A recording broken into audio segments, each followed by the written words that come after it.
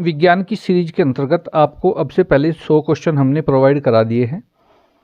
आज हम question number देखते हैं 101। जो क्वेश्चन नंबर 101 है वह है वृक्षों पर अधिक समय तक रहने वाले जंतुओं को कहा जाता है। तो क्या कहा जाता है? वृक्षाश्रयी जंतु।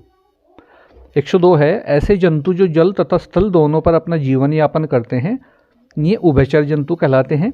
जैसे मेंढक है, जल पर भी रह सकता है और स्थल पर भी रह सकता है। क्वेश्चन नंबर 103 है वनस्पति विज्ञान का जनक किसे कहा जाता है? वेरी इंपॉर्टेंट क्वेश्चन है। तो थियोफ्रेस्ट को वनस्पति विज्ञान का जनक कहा जाता है। क्वेश्चन नंबर 104 है वर्गीकरण का जनक किसे कहा जाता है? तो ये कैरोलस लिनियस को कहा जाता है। क्वेश्चन नंबर 105 जंतु विज्ञान का जनक किसे कहा जाता है? तो वेरी इंपॉर्टेंट क्वेश्चन है, अरस्तु को। जितने भी क्वेश्चन आपको प्रोवाइड कराए जा रहे हैं, लिखवाए जा रहे हैं, बुलवाए जा रहे हैं या आपको याद कराए जा रहे हैं, तो ये क्वेश्चन आप 100% मान लीजिए कि ये क्वेश्चन भारत की हर परीक्षा के लिए महत्वपूर्ण है। क्वेश्चन नंबर 106 है जिन पौधों पर पुष्प लगते हैं कहलाते हैं पुष्पी पौधे, और जिन पौधों पर पुष्प नहीं लगते वे कहलाते हैं अपुष्पी पौधे। अब क्वेश्चन नंबर 108 देखते हैं हम। क्वेश्चन नंबर 108 है पौधे के जमीन के अंदर वाले भाग को क्या कहते हैं? तो आप सभी जानते हैं कि पौधे का जो जमीन के अंदर भाग होता है वह जड़ तंत्र कहलाता है। क्वेश्चन नंबर 109 पौधे के जमीन से बाहर वाले भाग को हम प्रहोतंत्र कहते हैं। क्वेश्चन नंबर 110 पत्ती का वह भाग जिससे पत्ती तने से लगी होती है कहलाता है पर्णाधार, अर्थात पर्ण का आधार, पत्ती का आधार।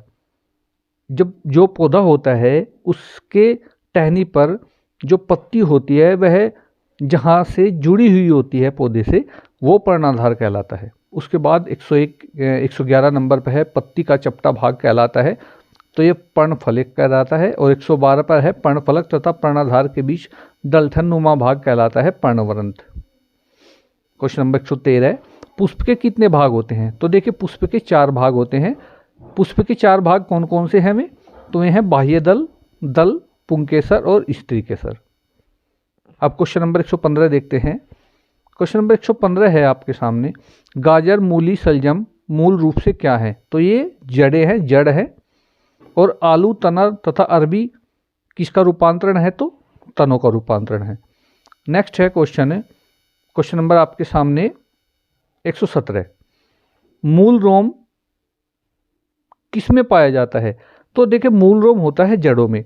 जैसे हम किसी पौधे की जड़ देखेंगे तो हम देखते हैं कि जड़ों के पास बहुत बारीक बारीक जो है बाल जैसी संरचनाएं निकली रहती हैं, उनको हम मूल रोम कहते हैं।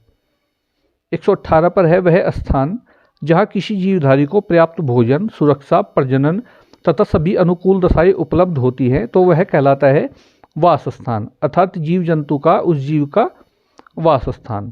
क्वेश्चन नंबर 119 जल में रहने वाले जीव को क्या कहते हैं? तो जलीय जीव कहलाता है। और स्थल पर रहने वाले जीव को स्थलीय जीव हम कहते हैं। अब से पहले भी हमने आपको पढ़ाया था, अब हम ये क्वेश्चन दोबारा से आ गया है कि जल में रहने वाले जीव जलीय जीव और स्थल पर रहने वाले जीव स्थलीय जीव। तो ये थे आज के 20 क्वेश्चन। नेक्स्ट वीडियो में आपके लिए नेक्स्ट जो है 20 क्वेश्चन लेकर के फिर हाजिर होंगे। हमारे चैनल को अधिक से अधिक सब्सक्राइब करो और अधिक से अधिक साथियों को शेयर कीजिए। इसमें जो क्वेश्चन है वे राष्ट्रीय एवं योग्यता आधारित छात्रवृत्ति परीक्षा से संबंधित है, और आपके यहाँ तक कि सुपर टैट, सी टैट, रेलवे, पुलिस, बड़ी से बड़ी भर्ती और छोटी से छोटी भर्ती और बच्चों के जो छात्रवृत्ति की परीक्षा है, नवोदय की परीक्षा है, उसके लिए भी महत्वपूर्ण है। तो आज के लिए ही इतना ही। धन्यवाद।